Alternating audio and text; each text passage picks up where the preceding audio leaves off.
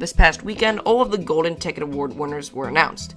Unlike last year, I could not find any list of the top 50 coasters or top 50 wooden coasters or anything like that. If you have a link where I can see that, please let me know. But I'm still going to be reacting to all of the winners this year. And also, if you see any footage from the actual website, that was taken after my reaction. So don't worry, these are my honest reactions.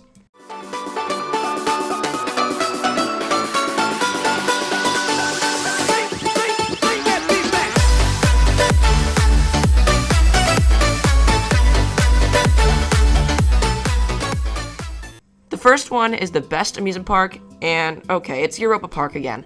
Europa Park has won, I believe, for the past few years now. It's always been kind of tight with Europa Park and Cedar Point competing for the best amusement park, but honestly, I feel like it should have been Cedar Point because best amusement park, I feel like Europa Park is more of a theme park. When you think of amusement parks, you think more rides more than anything, and when you think of theme park, you think of trees and scenery and all of these buildings that Europa Park has. Europa Park is definitely a theme park, not an amusement park. While I can see why Golden Ticket still put Europa Park as the first place spot, I would prefer to see something else. And best steel coaster, unsurprisingly, is Fury 325. I love Fury 325. I know they put some hybrid coasters as top steel coaster, and I think coaster enthusiasts actually prefer some of the hybrids to Fury. But I do think Fury is the best steel coaster if you're not including hybrids, so I actually do agree with that spot. Maybe Pantheon, or even some of those launch coasters that are going to Europe at Parc Asterix and Parc de Madrid. Those could possibly beat Fury in the future, but for now, Fury is still the best. Best wooden coaster. Okay, I don't agree with that one. Phoenix. I've ridden Phoenix. Phoenix is a good ride because it has standing airtime, so Phoenix is an awesome coaster, and I feel like they're putting Phoenix at #1 wooden coaster spot because it's at Knoebels, and Golden Ticket Awards kind of loves Knoebels a lot. I personally don't like Knoebels as much. I would not be surprised if we saw some Knoebels stuff winning either best scenery or best park or stuff like that.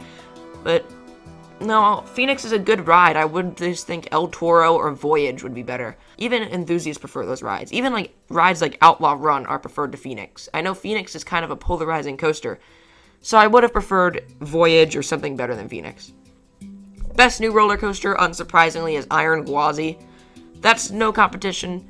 If you ask anyone for the best new coaster of 2022, they'd probably say Iron Gwazi.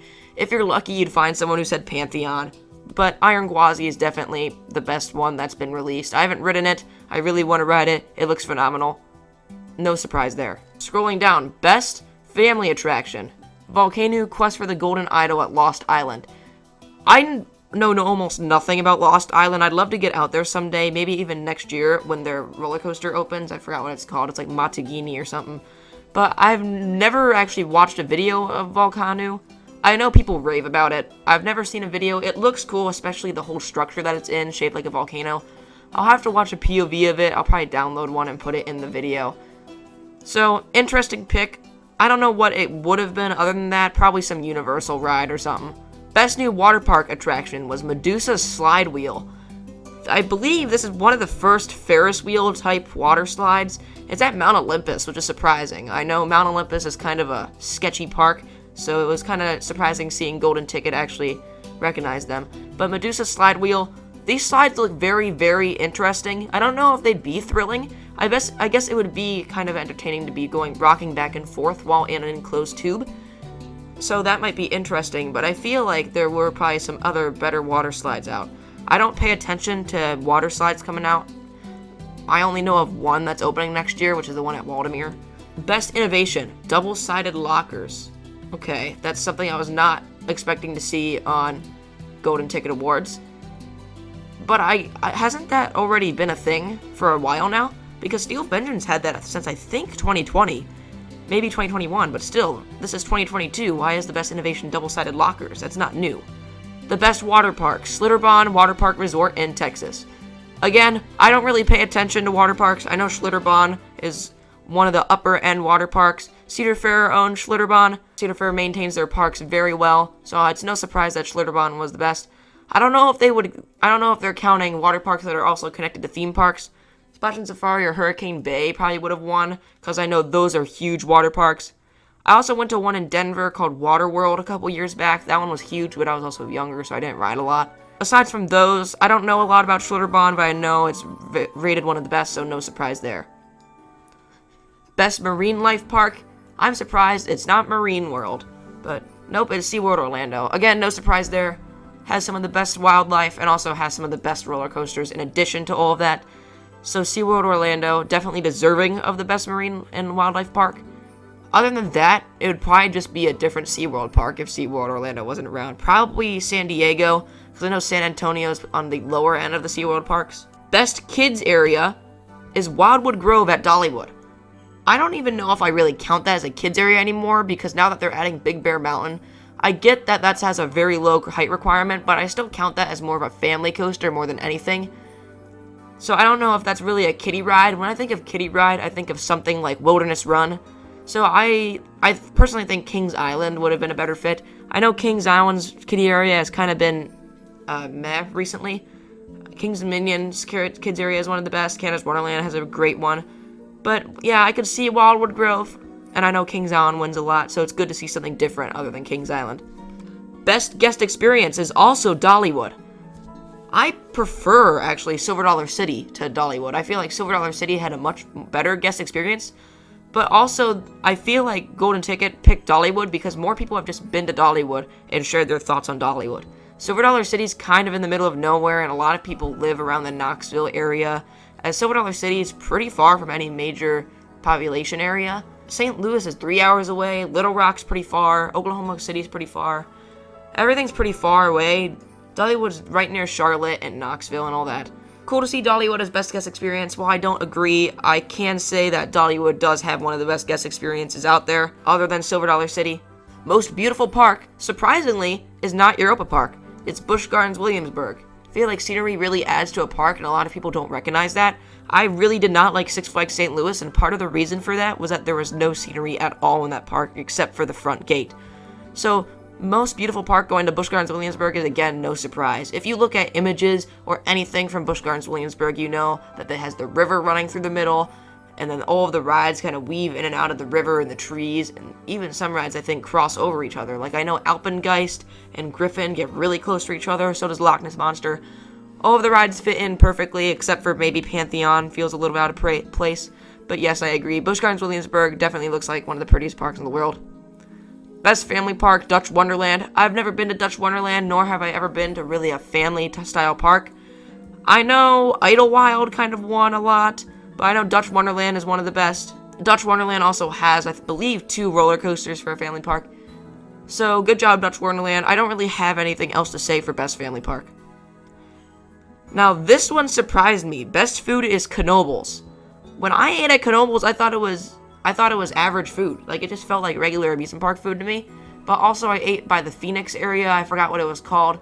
So, I don't really know what was so special about Knoebels. I know Knoebels has a lot of food options. I'm not sure how good the food is. I didn't really see a lot of food stands around the park now that I think of it, except for the main area over by Impulse and over by Phoenix.